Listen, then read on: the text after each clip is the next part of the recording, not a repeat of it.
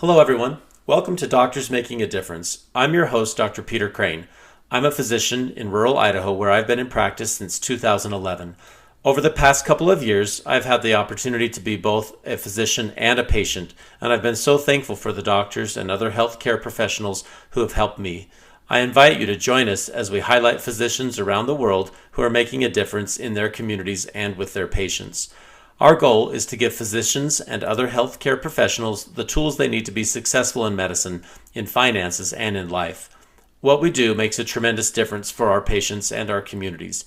Please go to your podcast service or YouTube channel and give us a 5-star review and hit the like or subscribe button. It helps get the message out to others. You can also check out more content on our website, doctorsmakingadifference.com. Finally, if you would like to be on the show or have any questions or topics that you feel should be addressed on the show, please contact me. The easiest way to get in contact is to subscribe to the newsletter and then hit reply to any of the newsletter emails. Welcome to the Doctors Making a Difference podcast. Today we have my friend Rich Paris. Rich has been one of my healthcare heroes, was one of my mentors in medical school, and it's just been an amazing example in my life. So I wanted to take a few minutes and talk to him and have him introduce himself. And so, yeah, go ahead, Rich. Tell the folks who you are. I'm Rich Paris. I'm a family doctor for the past 44 years in Haley, Idaho. That's pretty cool. That's kind of an understatement of all the things that you've done, but you've been up in Haley, Idaho, and the first time I knew about Dr. Paris was when I was in medical school at the University of Utah, and I don't remember if it was the Reader's Digest article or something on a news show, but it talked about this really interesting doctor who flew an airplane to fly out to these remote clinics to help people.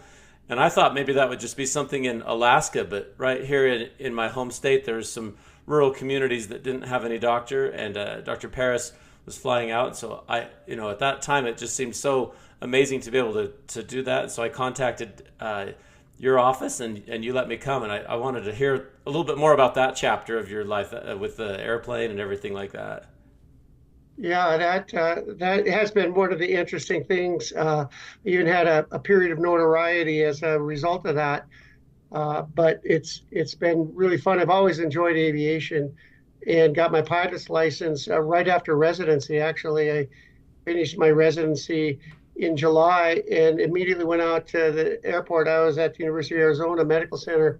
I went out to the Tucson airport and signed up for flight instruction and got my pilot's license. Flew every day, ground school and flying every single day for 30 days after residency.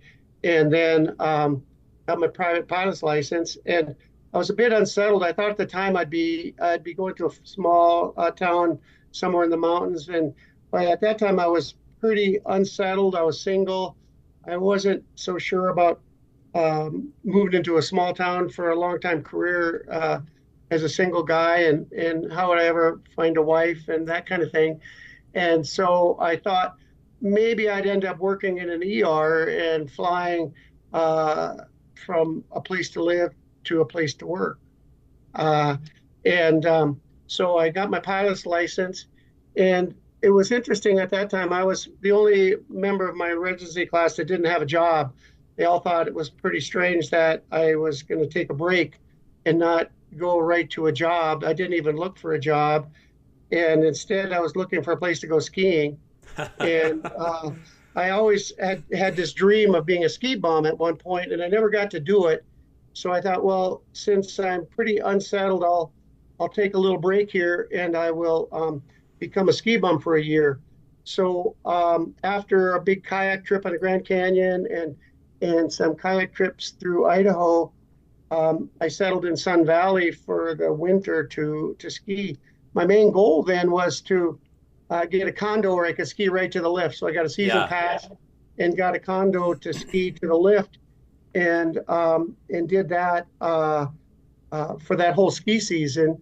And when I thought I was going to run out of money, I took an ER job in Missoula.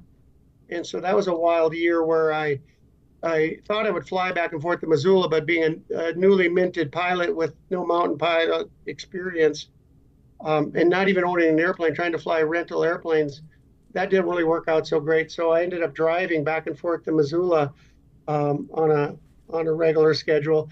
But I could do 7 24-hour shifts a month, which was considered full-time work, and I could get a good 2 week block off every month for skiing, or then in the spring and summer kayaking, hiking, and all the mountain activities I like to do. And then after that year, I decided no, I didn't really want to stay in the ER. So I joined a solo family doc in Haley. And then going forward, I got an offer to become the medical director for a rural clinic in Challis, Idaho. And that's where that flying part really came to bear. It was Challis is a extremely rural population, 900 in a county that's huge, the second biggest county in Idaho, virtually the size of Rhode Island, and no doctors. And they had a struggling clinic that had one PA, that one physician assistant that ran the whole clinic. And when they called up and said they needed help for a supervising physician, I thought, well, that will be great. I'll sign up for that, and I'll be able to fly over there from Haley. And so it worked out pretty well because it was a 30-minute flight versus a 2.5 to 3 hour drive. So I started flying, and I would go twice a month and see patients that needed consultation, see patients that the physician assistant had concerns about, do flight exams. I was a airman medical examiner for the FAA, and I still continue that to this day. And so I could do those exams over there. And then I expanded that to take on the clinic in Challis, Idaho, with a grass airstrip. That And was the first one was first one was Chalice, and the second was Stanley. Is that right? Stanley, yeah. Yeah. And you're familiar with both of those towns, Oh right? yeah. No, I mean it's awesome. I remember I got to fly with you to both of those communities when I spent my time rotating with you, and as a medical student, I was just over the moon. I thought it Yeah, was so neat. it seems it's pretty awesome. And So that kind of grew some attention. They kind of referred to me as the flying doctor, and it got some national attention. And in fact, kind of almost largely because of that, because my I was doing what a lot of all the family doctors in rural Idaho were doing, and that was kind of made it stand out as a bit different. And so I guess it was 2004, I was selected as Idaho's Family Physician of the Year, largely because of, I think, the uniqueness of the flying to the rural clinics. Then the next year, it pushed on further, and I was selected by the American Academy of Family Physician as America's Family Doctor of the Year, and then that really brought in some publicity, and that's where you would have seen the stuff that came from that. I The year after that, I gave a talk. Part of that award was to give a talk to the Medical Student Congress at the American Academy of Family Physicians the following year. And I have a slideshow that I had put together with flying through the mountains and landing in Challis, landing in Stanley. And one of them shows the windsock in the airport in Challis, just all beat up from high winds, and the log cabin airport building at Challis, which looks rather frontier. Well, I remember flying. I remember flying there with you and thinking that's the airport, and you're like, "Yep, that's the airport." Yeah, Just that this whole little thing teeny. is the airport. No airport security, No. pretty low key, and so it was pretty dramatic. After that presentation, I had phone calls from all over the country from med students who thought, "Can I come out and do a rotation?" Yeah. And I tried to keep it more local. We were already taking students on a regular basis from the University of Washington and occasionally from your school, University of Utah. And so that was a great bit of notoriety. And then it resulted in an article in Reader's Digest, where Reader's Digest flew out a writer, Michael Weiss, from Washington, D.C., And that was really fun because he wanted to just see what I do and see how it works. And he was ready to get in the airplane, although he'd never been in an airplane smaller than the SkyWest turboprop that flew him from Salt Lake into Haley. So when he saw my Cessna, he was a little bit nervous. And uh, and so I remember taking off from Haley and flying to Chalice with him. And he goes, "Oh my goodness, I thought we'd be going over all the mountains. We're flying right next to them because, of course, Castle Peak is 11,000 feet and we're flying at 9,500, kind of right around the peak and looking at the White Cloud Mountains and showing them lakes and things up there. And then going down to Chalice. So it was quite an adventure for him. And he wrote an article and it was just so funny. I don't think many of my compatriots at the time were reading Reader's Digest, but all their parents were. So, and my parents and all my parents' friends were clearly dialed into Reader's Digest. So when that article came out with this, I think it was called "The Adventures of a Country Doctor." I got fan mail and inquiries from patients across the country and relatives I'd never heard of, and one of the funniest ones was I had two partners at the time, and one of them, his mother calls him and says, "I just read this article in Reader's Digest. Do you know this Dr. Paris?" And of course, it was my longtime partner, and he just had to laugh at his mother's reaction to that. Well, it's funny because, like, I've been a rural family doctor for a while, and you're not used to any kind of notoriety. Usually, it's kind of I mean, you might be small town famous with the patients that you helped, or someone whose baby you delivered or something, but you don't really have you don't have much of a spotlight on you. That was probably a unique time. That really was, and then it even went further. It because of that article, NBC got onto it, and a longtime NBC correspondent, Bob Dotson, who had A Day in America that was always on the Today Show, his crew came out and they had read the article, and so they decided they wanted to do a video piece. And then that was really fun because their cameraman from Denver came out and he wanted to have pictures of me flying with the mountain backdrop. So my pilot buddy that does a lot of backcountry flying took the door off his airplane, put the cameraman in his airplane, and we flew side by side through the white clouds, and got some really amazing footage from his airplane, air to air, with my airplane. And then the cameraman got in my airplane and flew with me back and forth to Chalice and did the same drill that I had done with the writer from Reader's Digest, and it just became good friends and a big experience for him as well as really unique opportunity for me. And then they created a video piece with Bob Dotson narrating and interviewing me, and that was on the Today Show, and that was kind of a unique experience with all my family and everybody watching the Today Show and see what I was doing in the whole Chalice travels. That's pretty cool. So I think I want to go back to some of that stuff. Everybody listening to this is going to be like, "That's the coolest story. How do I get to do something like that?"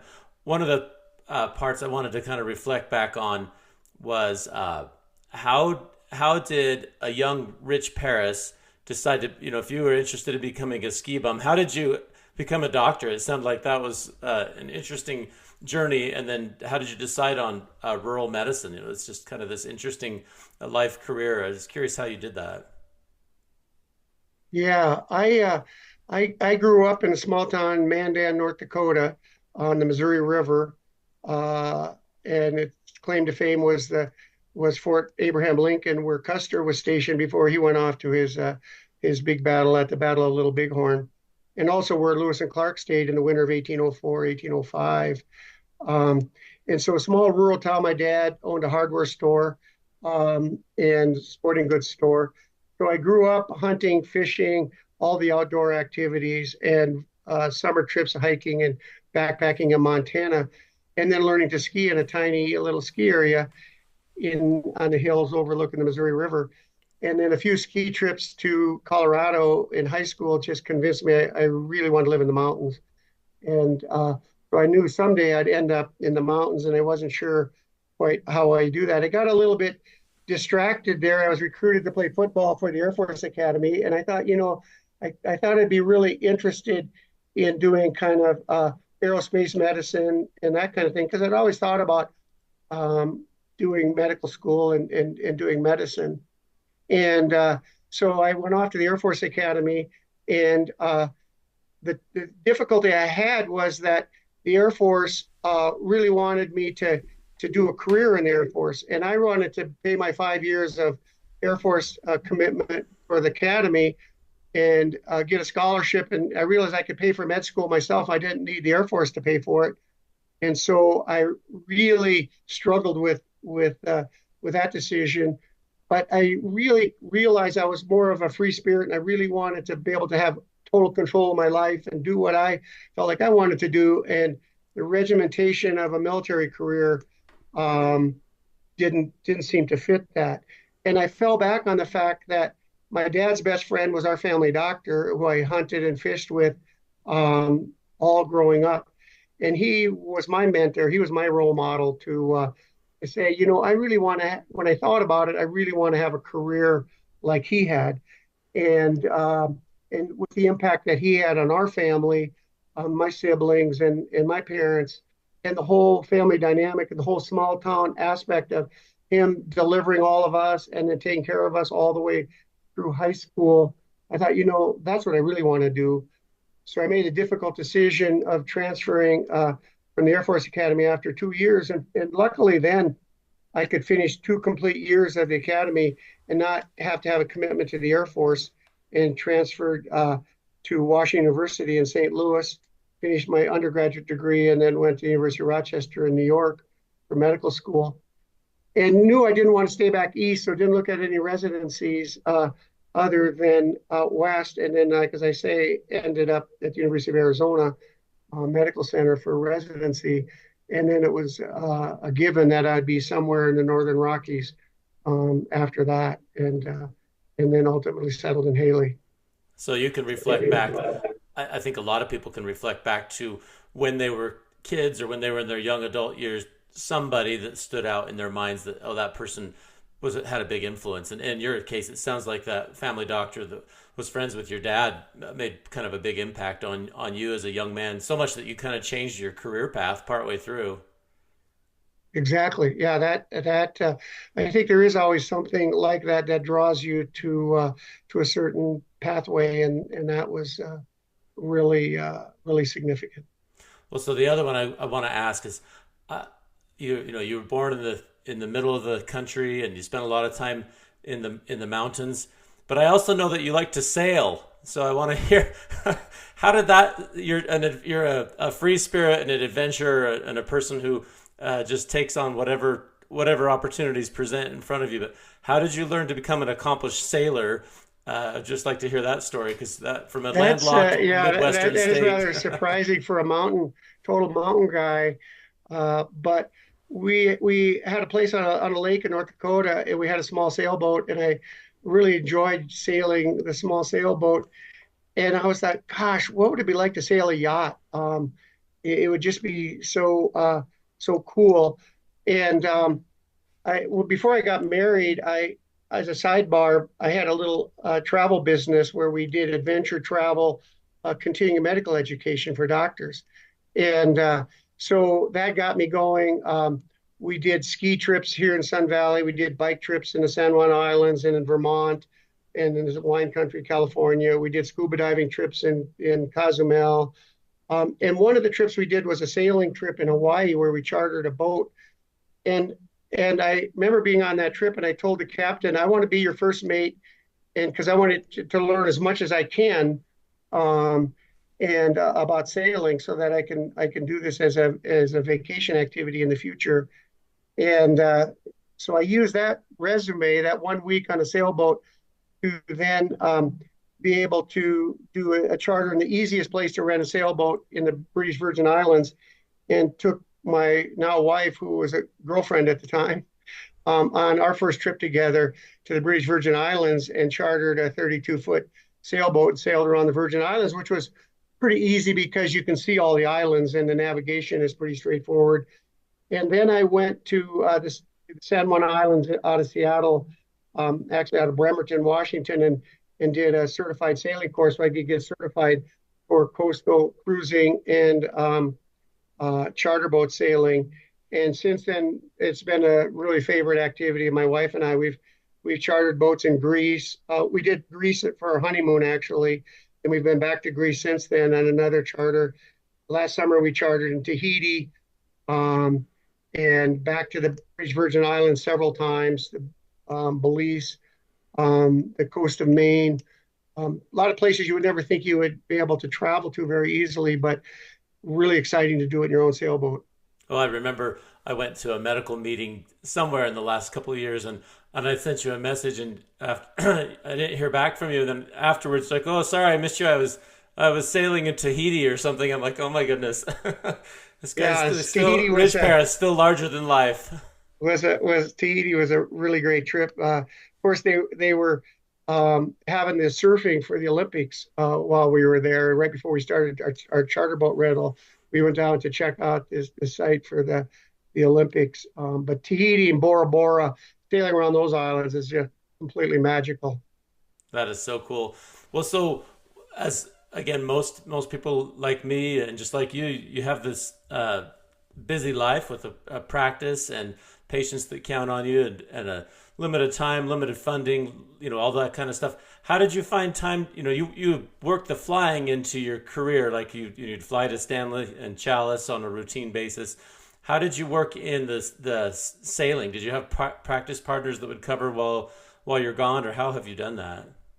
Yeah, I did. I've been very fortunate in that way to kind of always be part of a small group that was very accommodating. Everybody enjoyed the outdoors. Everybody wanted time off.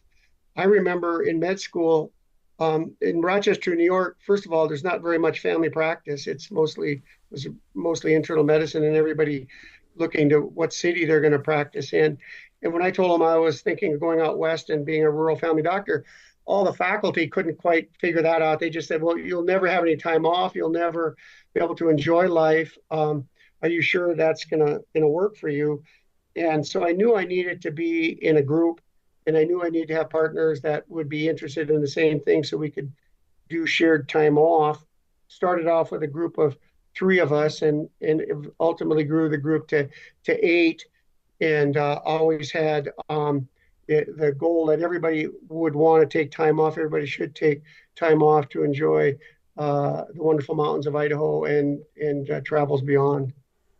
It's an important thing, and you've watched this over your career arc. It seems like a lot of people talk about medicine in the past, and then people get really stressed because they they don't feel like they can take time off, or if they do, there's a lot of constraints on it. And so one of the keys to success seems to be to have partners you can rely on, even in a small town. Like that's pretty hard. Like your residency mentors talked about, it's hard to take time off, but having that group, that key group of people you can really rely on, seems to have made a big difference.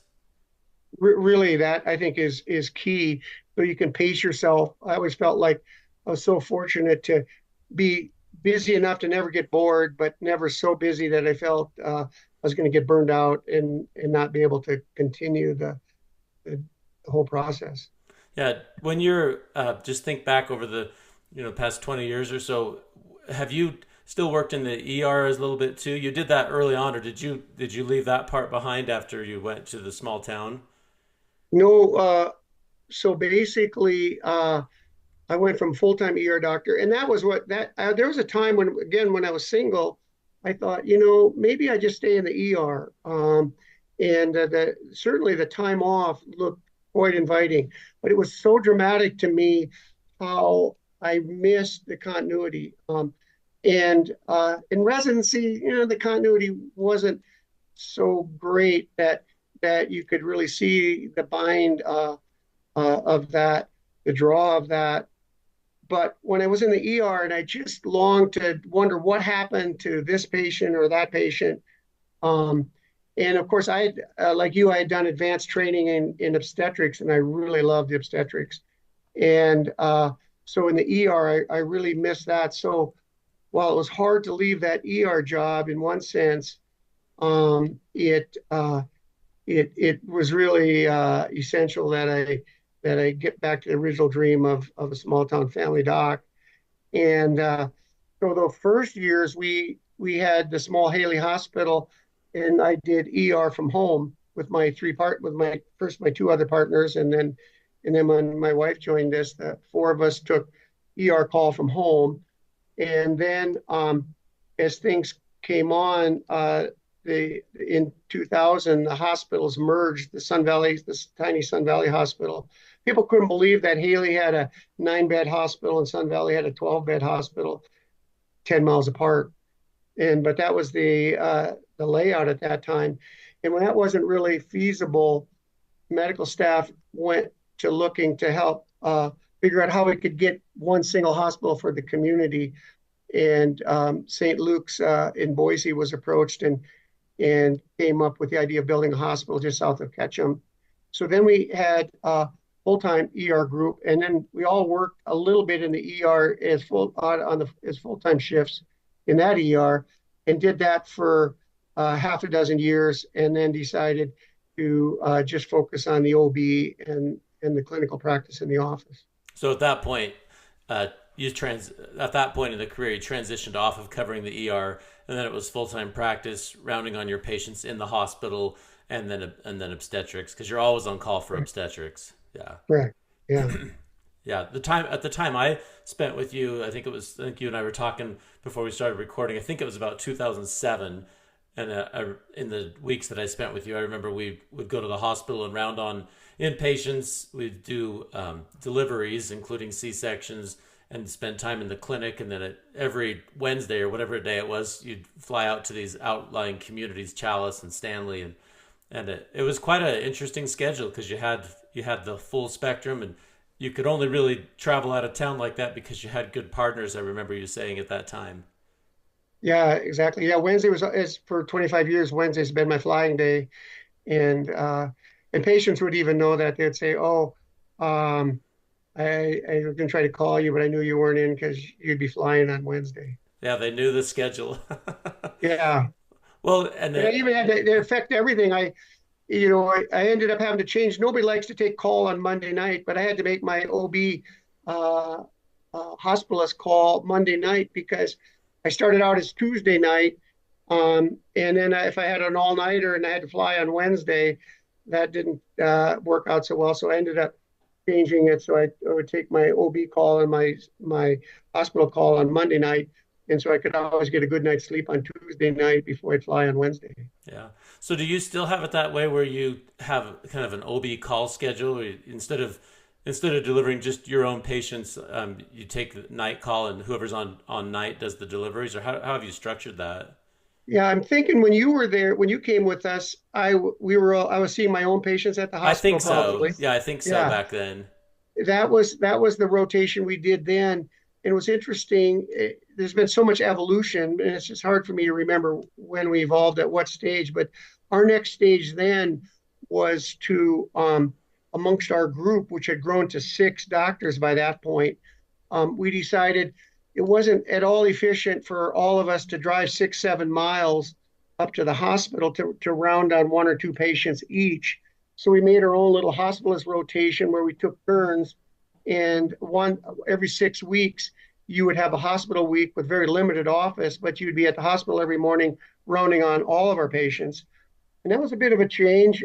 People were like, "Oh, you're not going to see me in the hospital," but they knew all my partners, and so we did a pretty good job of educating them that this was a good way to do it. It certainly worked for us, and it was sort of an evolution to we called it a modified hospitalist Yeah. scenario, and we did that to this day where somebody's in on the hospital rotation and out of the clinic, and then the other physicians are covering up their patients in the clinic. So did you do something similar with obstetrics? In obstetrics, we had four. We had not everybody in the early days. Everybody did obstetrics, and then as some people weren't doing as much and wanted to drop out of that, we ended up with when we were a group of 8, we had 6 of us doing obstetrics, but uh, we didn't have everybody trained in C-section. So we we continued the scenario where we made sure we had a pretty good rotation. But I've had times where I've had every other night call for C-section and every fourth night call for OB. And so the hospitalist would do the deliveries, but I would have a separate C-section call. Yeah, and that's what you worked out just as your group of among the Exactly. 6 of you. That's a good Yeah. way to do it. I practice in a rural community, and we're always trying to figure out how to balance that because for the last 13 years, the majority of the time, if somebody is in labor and I'm in town, I'm just on call. But it would be hard. It's hard to leave town because you have to make special arrangements, and so I think everybody, it's not unique. A lot of people practice in rural communities because most of our country, most of the United States is rural. And so it's trying to figure out that balance. And if you're in a bigger hospital system that has hospitalists and ER doctors and OBGYNs, and you have kind of a different group. But in the small town family doctor setting, you're it. You're the OB, you're the ER, you're the inpatient, you're outpatient, you're nursing home. And so it's interesting you as a group work that out. Yeah, and that you hit it on the head. That's the most amazing thing of small town family medicine is like from the nursery to the nursing home Yeah. and everything in between with multiple generations of the family. There's really no other sort of area of medicine where you get that breadth of experience and activity. Yeah, and it's one of my things that I would hope as people go through their training. Not everybody gets it, but I would want to see everybody have the experience of working in a small town like that because I'm not sure that everybody gets that, because a lot of our country is rural, but unless you've spent time in these little teeny towns, you don't realize that. I mean, you have to be a jack of all trades because the next person you can ship somebody to another town, but in my case, the nearest medical center is about an hour and a half drive, and I think from where you're at, that's probably about the same. I don't know how far is it to your next kind of big center. Yeah, well, our big transfer center by helicopter is Boise, 120 Yeah, miles away. Yeah, 2.5 hours. And now Twin Falls has grown quite a bit. And so Twin Falls has become a bit of a referral center as well. But for the most of my career, it's been intensive care nursery in Boise, um, surgical specialists in Boise that we've utilized. yeah, and you're in Idaho's a really mountainous state, and it's where I'm at. So a lot of times in the winters, same thing as what happens in your case. The canyons are closed, the roads are impassable, and nobody can fly because it's just a storm system. And they'll come in, and I mean, you can't realistically send somebody out of town, or if you are, it's on an ambulance with you in the ambulance, or somebody that knows how to manage a ventilator, trying to make your way over a canyon, a couple of canyons to get to a bigger center. And it's kind of crazy, but it's what happens. And even more significant in Chalice, where they've got a helipad right next to the clinic. And but all the times in the winters, so many times where I get a call and they need some advice on how to manage a patient that they've already called Lifelight, and they're going to fly the patient out, and the patient or the weather is so bad they can't fly, and then it's a 4-hour drive to Idaho Falls. Right. And you have to And manage the person. exactly, yeah, Well, it's another interesting I think I reflect on is we live in just like I live in a place, the Bear Lake Valley is quite a vacation spot, and so is Haley Ketchum Sun Valley, big vacation spots, and I think sometimes people don't realize that when you go to those areas, if you call 911, a helicopter might come get you, but they may not be able to. A lot of yeah. times the services are willing, but the air conditions won't allow it, so it is kind of a lengthy transfer to transfer out of the area. And so we want to make sure we provide top-notch services in our small hospitals. And it sounds like you've been at the helm of that for a lot of years. Yeah. Well, so how have, as we were talking before we hit record this morning, I was curious, how has that evolved? You said you've been doing it for over 40 years, which is impressive, and that level of business or that level of service for that many years. How has that evolved over time? What you cover and how you've been able to manage that and still keep flying and I know you're still sailing. So. Definitely still sailing. Hopefully, sailing and flying go till the bitter end. Yeah, And but Yeah, one of the things that intrigued me about my practice and my career was doing my own thing. And so it was doing private practice and starting with two partners and managing and controlling everything was pretty important. And we did that for all the way from 1980 to what was 2006, 2007. And and and I'd always thought that the role or the model would be that that we would get junior partners in to buy in, and then eventually they would buy in and take over the practice. That worked for the first three or four partners that came in, and then something changed in the dynamic of the young doctors. It seemed, and all the doctors that were coming out of residency, and literally two-thirds of my partners were people who came through rotation like you did on med school or the Boise residency, where they came to work with us, and then we hired them later. Um, but eventually, the young doctors were pretty clear that they didn't want to go into debt to buy into a practice. They didn't even want to manage a practice. They'd rather just work for the hospital. And so that was a wake up call for us. And we decided there isn't going to be anybody to sell this practice to when we want to slow down. We better think of a different model. And at that time, St. Luke's was looking to bring physicians on to employed status. And at the same time, we were looking for a new building. We had outgrown our Haley Clinic building, and we needed to do something new. And it was seemed quite daunting to at that stage build a clinic. And so St. Luke's offered to bring us on board and let us design a clinic that would work for us. And that was rather amazing because we were able to sit down with the architect and literally design the 8-person office that we thought would be ideal. And we did exactly that and sold our practice to St. Luke's, and then became employed doctors of St. Luke's and continue that to this day. Oh, it's been a good transition plan for you and your partners. I like that. How have It you? sure has, and it makes me wonder sometimes. I wonder, would I be one of the ones? Would I have given up my entrepreneur kind of desires of early stage to work for the hospital coming out now, or would I still want to?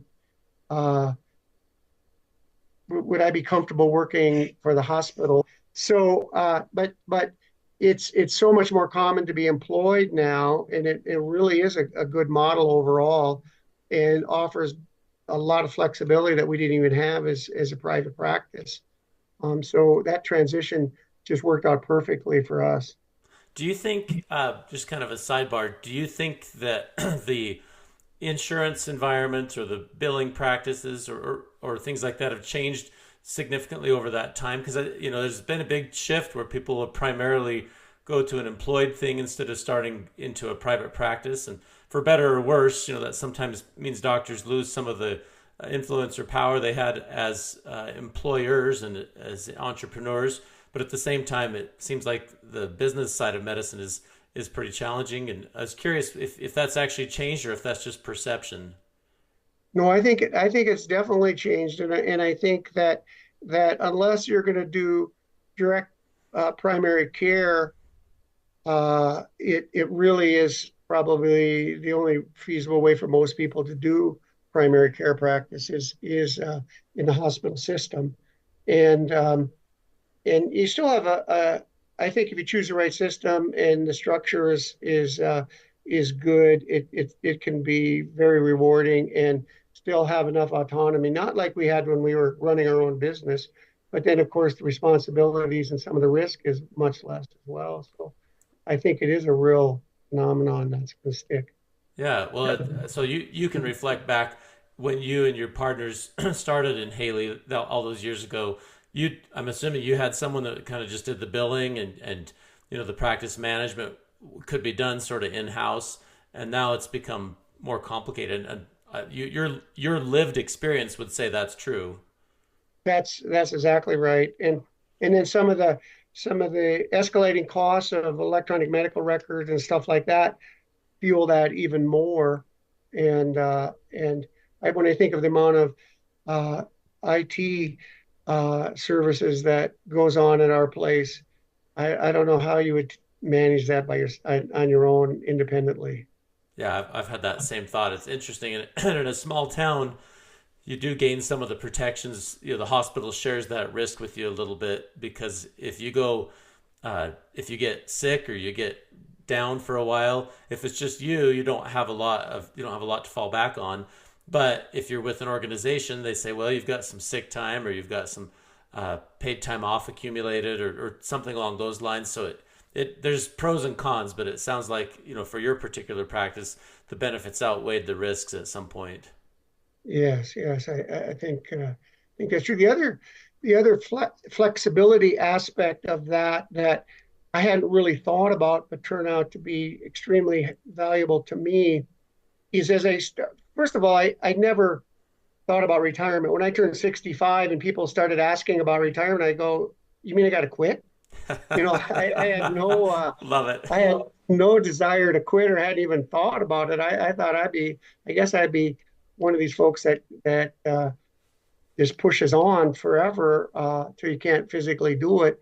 But also the sailing trips and the hunting trips and all of that activity was pulling on me to get more time. And so I guess it's like just 2 years ago, I did a kind of an official retirement from full time work, and I was able to go to a flex schedule where I can just voluntarily let let my office know when I'd like to work. Um, and that's not feasible in private practice. I mean, I couldn't keep an office staff. Um, I couldn't pay the malpractice to work such part time.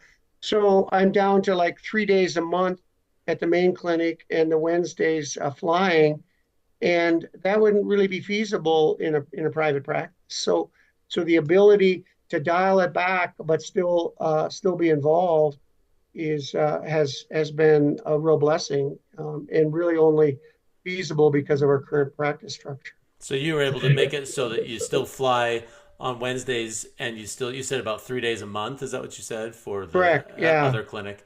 And Yeah. are you out of the obstetrics side of it? I'm Or totally out of obstetrics and totally out of hospital calls. So the biggest change with that retirement scenario was for the first time in 40 years, no night call, no weekends.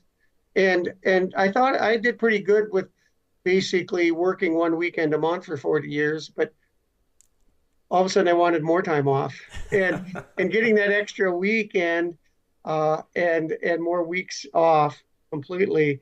Just really wanted to be able to, while I still felt energetic enough to do a lot of adventure, I didn't want to push it off too late. I think it's so cool. I'm glad that you've been able to make that transition. One of the questions that I think everybody would have is, in the world of medicine, a lot of times primary care doctors are characterized as underpaid and burned out and stressed. And you've been able to figure out a way to say, well, let's do some of these things that or either bake it in or have adventures. You can do sailing and flying, and you've been able to have that experience. I think people would ask, like, how have you managed to still be in practice? Avoid the burnout. And then the second piece of it, how did you afford to have a plane? A lot of people want that experience, but the practical part of it is quite expensive. Yeah, interesting questions. Um, the I think one of the key things was to avoid the burnout is not get kind of overly busy and too much time commitment. And as I mentioned, with the partner scenario in the clinical practice set up the way we had it, avoided that, and so that made it feasible. Um, it was interesting. The evolution with the airplane is a whole process, and and sometimes a small airplane isn't as expensive. I mean, sometimes nowadays fancy cars cost as much as an airplane. And my first airplane, I bought into a partnership. I had a patient who was putting a new engine in an older airplane, and he decided he wanted to get a partner to help pay for it. And I thought, wow, that's great. He doesn't, I know it's not a difficult airplane because he's not trying to sell it. He's just trying to get someone to share the expense with him. And that turned out to be a great learning experience and a great introduction. We actually expanded that to three of us. And then one guy moved away, so two of us had that same airplane you flew in. So actually, we had an airplane before that, and then we wanted to upgrade. I had three kids and a dog, so a four-place airplane wasn't enough. So the two of us decided to buy a bigger Cessna that had six seats, and so we could take it back to visit family with my whole family. And he had a condo in Mexico, my partner, and so the plane worked great for both of us. So one of the aspects was sharing the expenses with a partner, and I did that for many years until my partner moved away and had to buy him out. Another really good pilot moved to town, patient of mine, and he became my new partner. And I partnered with him until he moved away, and then bought him out. And all along the way, I was building a little more equity in the airplane and more experience in managing it because that's a whole process with insurance and Right. maintenance and all of that, and made it financially feasible. And of course, it was a business expense the whole way, and so that helps a bit. And so through that process, was able to make that work. It's pretty neat. Uh, I think it's just fascinating, and I'm sure that's why in 2004 to 2008, you got a lot of notoriety at that time from the publications. But the other thing that's interesting is it wasn't just this whole experience. It wasn't something you just did for 5 years. You've been able to keep doing some of that stuff for over 40 years, and it's impressive to keep up that skill set. Did you ever have a time? It seems like you told me once you had to land in one of your patients' fields. Did you ever have an experience where the airplane had to have make an emergency landing? Am I correct on remembering that? You are actually.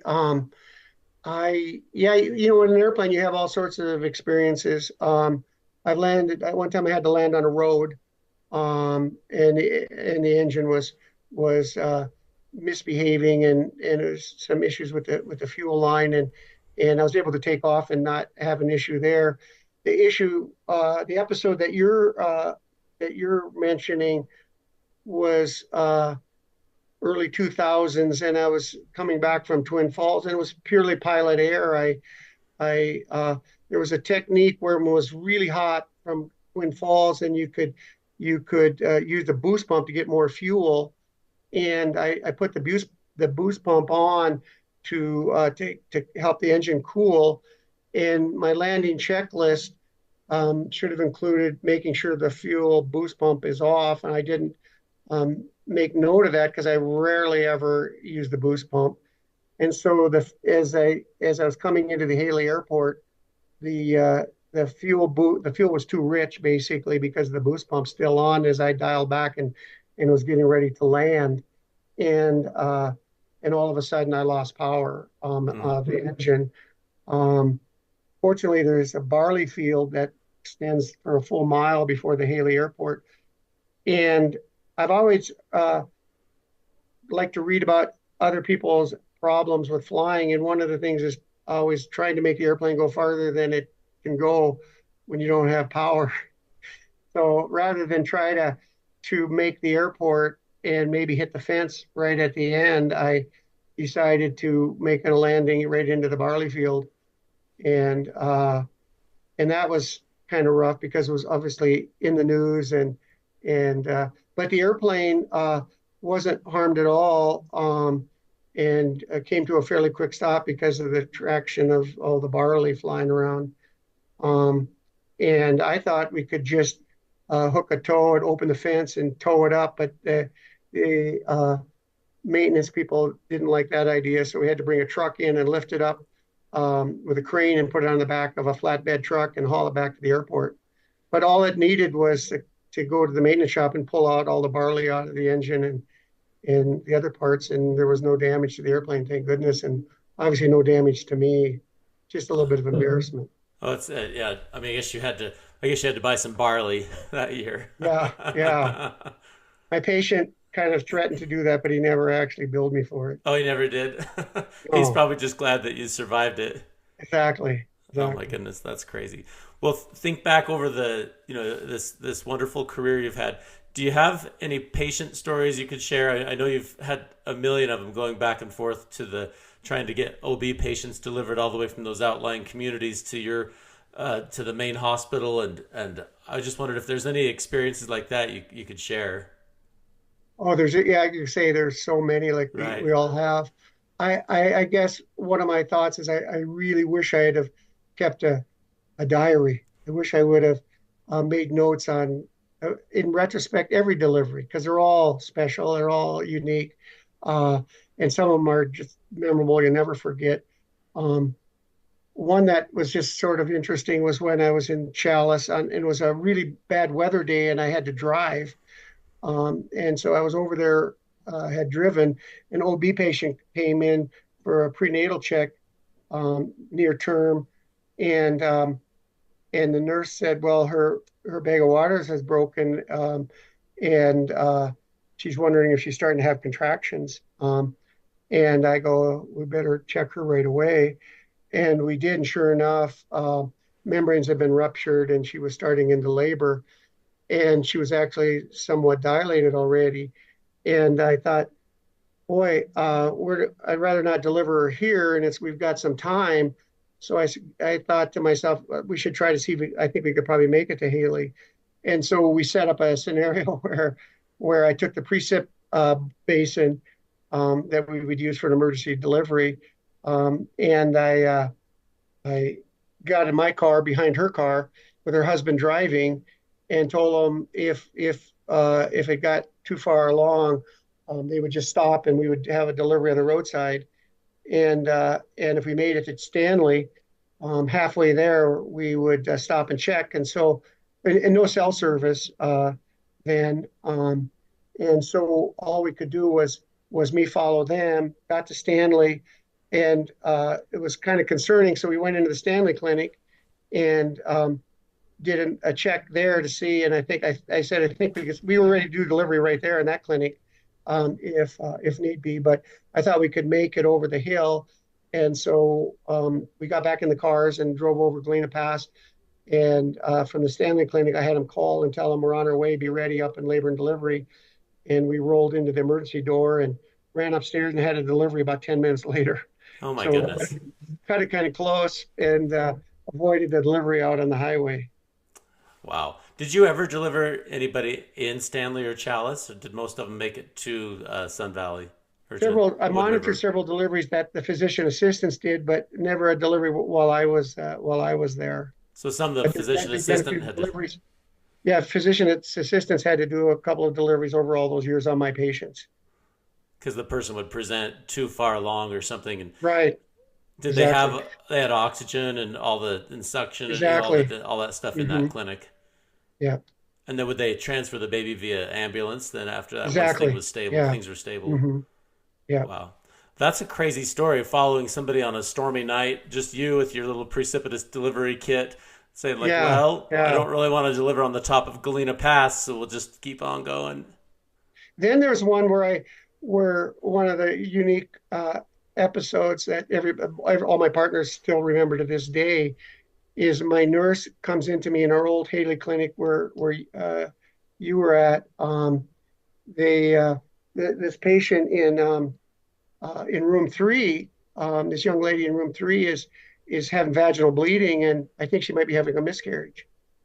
And so we ran into that office exam room, and I had to get her in stirrups right away so we can do an exam, and the head was crowning. Oh, goodness, right then. And so they had him run back and get the precept tray out of the hospital's attached, but we didn't even have time to get back to the labor and delivery room. And we delivered a 7-pound baby in the office exam room, um, and did all the usual stuff there. And one of the nurses ran down to the local variety store and bought some diapers and a little baby outfit to give to the mom. Obviously, the mom was in a bit of denial that she had been pregnant for Oh, dear. eight and a half months. Oh, she had not done this. This is a surprise. No, If no, they she hadn't told didn't. anybody. She was, oh, this is a surprise. Oh boy. Yeah, kind of a little denial, right? I should say, goodness gracious. Well, it's Yeah, interesting. In the delivery of obstetrics, I think sometimes we tend to think about it as like this, like this big complicated thing, and we have to have all these systems built around it. And it's true.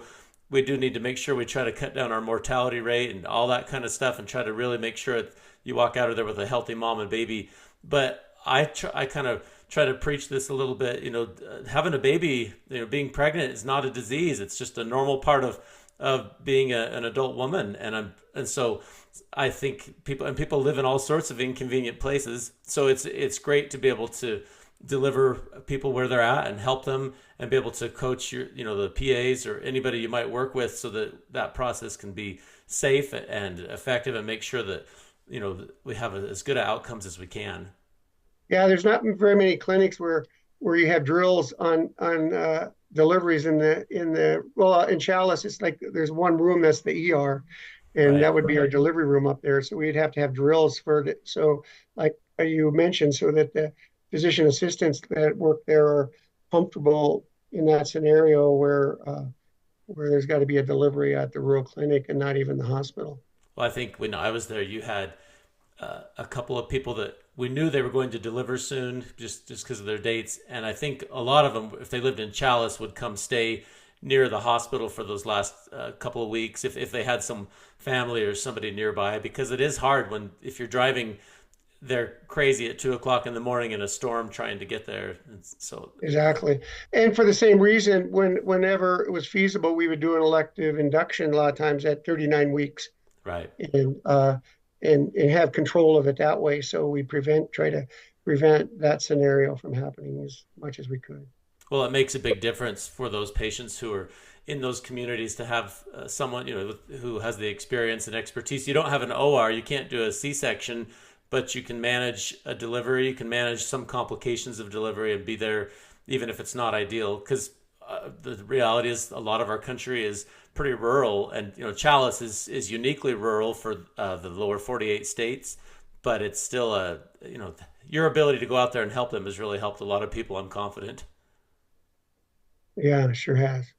Well, so one of the other things, if we have a minute, is to talk about this. Is people get themselves burned out and stressed because they're just financially so stressed because they come out of medical school and residency, and you have this big debt load, and people are anxious to spend a lot of money when they finish up a residency, because doctors have kind of put off a lot of things for a lot of years. And I wondered, what would you advise somebody? You've been able to do pretty much any of these adventures you ever set your mind to doing, and you've been able to manage it. And I was curious, what financial advice would you give any young physicians or mid-career physicians, so they stay out of trouble and can continue to live some of the things that they envision doing? I think one thing that was helpful for me was marrying a doctor. That does So help.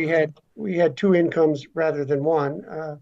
But I think the most important thing is avoid distractions. And I had a little wayward activity before I was married when I mentioned I had done that adventure travel company, and that became a money drain and lost some money there, and actually was putting some money into a retirement fund and then borrowing it from the retirement fund to fund that business. And I'd recommend not doing that No. to anybody.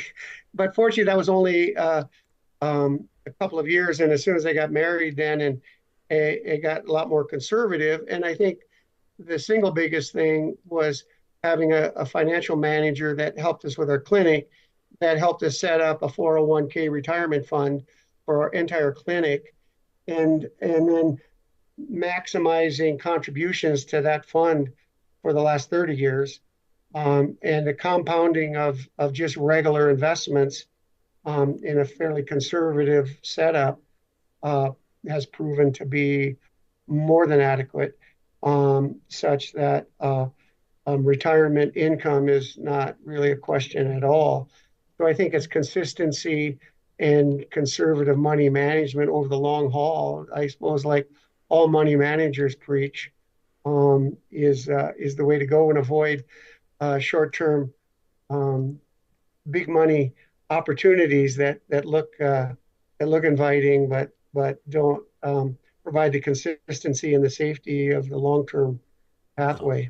Slow and steady wins the race. I like that. Yeah, yeah, exactly. Well, and I appreciate you sharing how you did the airplane stuff because some people might think, well, that sounds like a big frill, but you were able to do it in a partnership. You were able to kind of learn a lot of your own just maintenance and understanding of the plane. You were able to do it in multiple partnerships, and then you're able to also incorporate it into your business, and so that at least a part of that cost can be defrayed by that. That's been a great way to do that.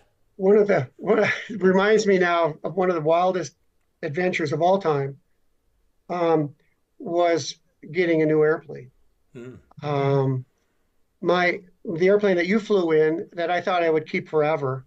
It was a 1974 Cessna that was on its third engine and all upgraded interior, new seating, leather interior, and everything, and all new instrumentation, but the same airframe from 1974. I thought I would keep that airplane forever, and then in 2000, it it developed it failed an inspection. I go in for a physical exam and failed because they detected corrosion in a key part of the support for the wing structure, and the plane got grounded and was going to need a major repair. Um, and the part that would be needed had already been sold out in the country, so I couldn't find a repair shop that could get their hands on the piece of equipment that was needed for the repair. So I basically had to sell the airplane, and I sold it to a friend who rebuilds airplanes, and he could take it and wait around to get the right parts and put the airplane back together. That airplane's still flying, but it wasn't going to work for me to be out of an airplane for so long.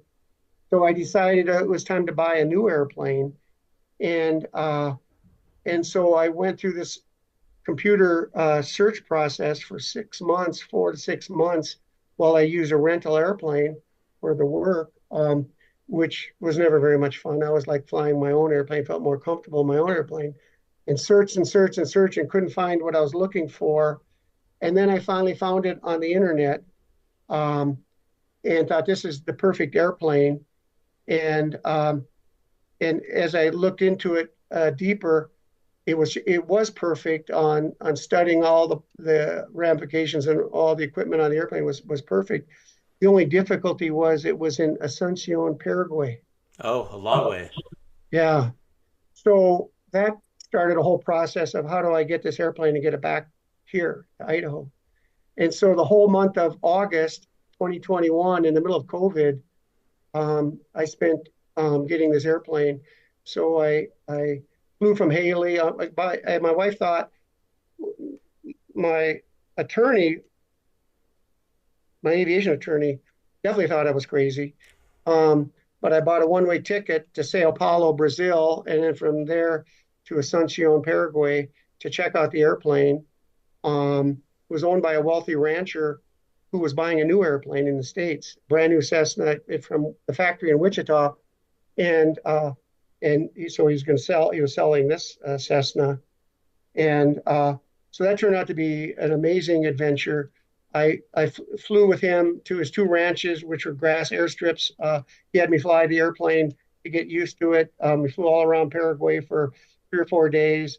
There were all sorts of purchasing questions and escrow money between two different countries, and took a while to get that all squared away. I told my wife I'm not going to do anything crazy, and I might be coming home without an airplane, but we'll see what happens. And it turned out that I was able to get the ferry pilot that was going to fly the new airplane from Wichita back down to Paraguay.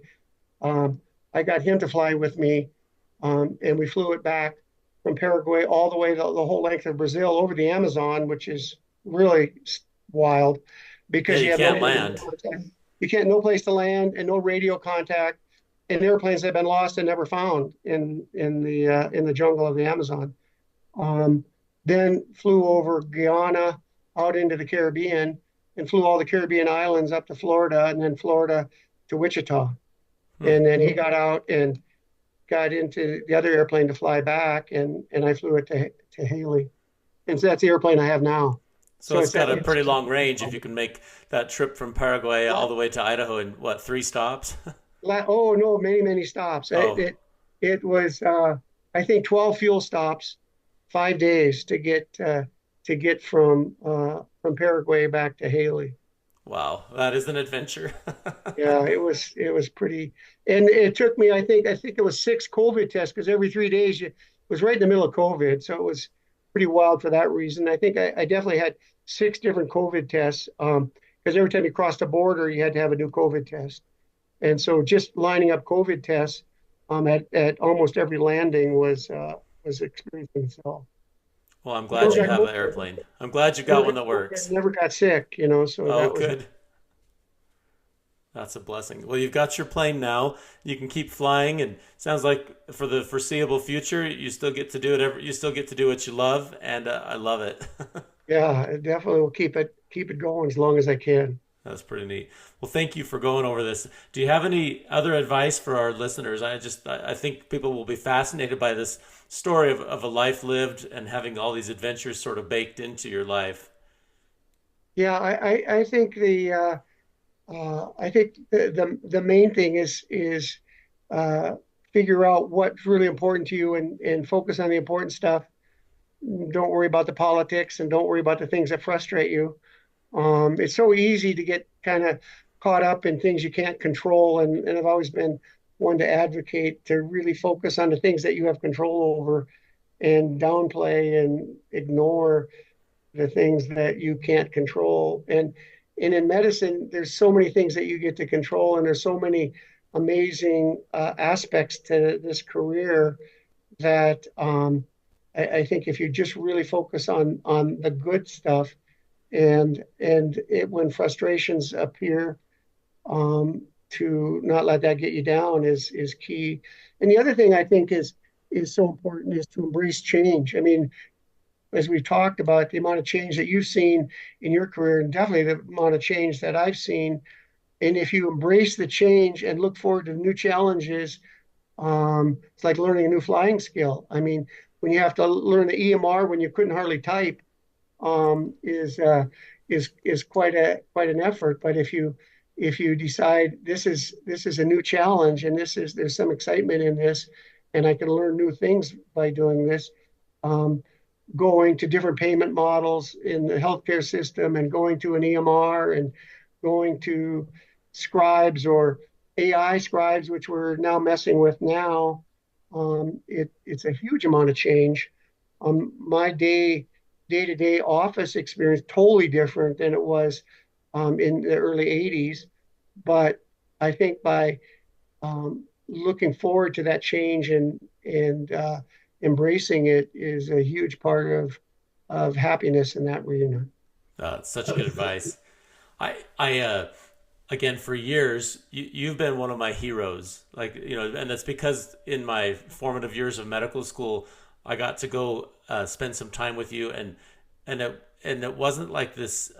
It wasn't someone that was, you weren't trying to like show off or be fancy. Just a normal person trying to take care of patients, and we love the airplane and the adventures and all the different things.